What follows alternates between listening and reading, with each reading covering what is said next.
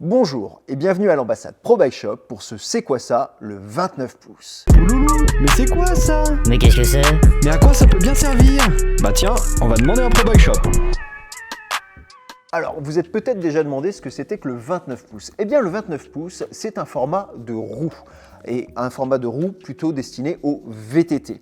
En effet, il existe du 26 pouces, c'est le format original du VTT, du 27,5 et maintenant le 29 pouces, les roues les plus grandes.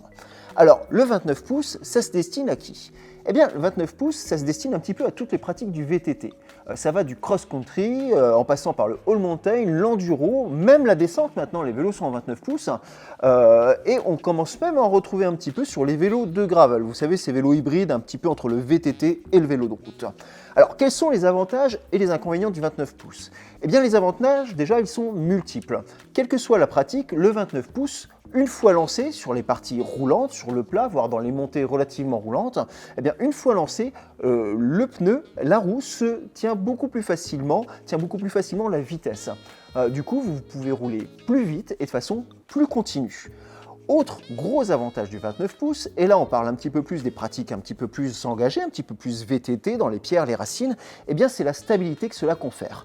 En effet, imaginons qu'on soit sur un format plus petit, en 26 pouces.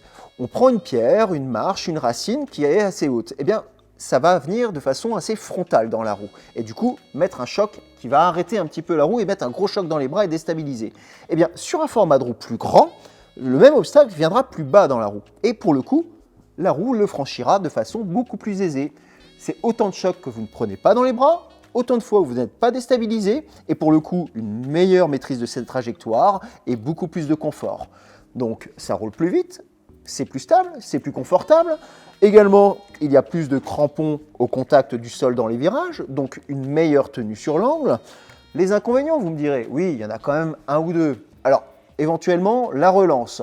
Voilà, pour les gens très toniques qui veulent relancer le vélo, ben voilà, un format plus grand, c'est plus d'inertie, donc ça met un petit peu plus de temps à se lancer. Dans les montées très raides, là on parle vraiment des montées qui lèvent limite l'avant, forcément le 29 pouces sera un petit peu plus difficile. Encore que, si la montée est technique avec des bosses, des racines et des pierres, des petites marches, eh bien comme ça franchit mieux, on se retrouve moins aéré et on monte de façon plus linéaire.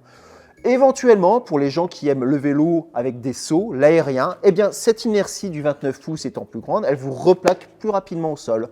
Donc pour les gens qui aiment jouer et prendre l'air, eh bien un format 27,5 sera plus adapté. Voilà, j'espère qu'on a répondu à vos questions. Si ce n'est pas le cas, n'hésitez pas à laisser vos questions en commentaire sur les liens qui sont juste en dessous.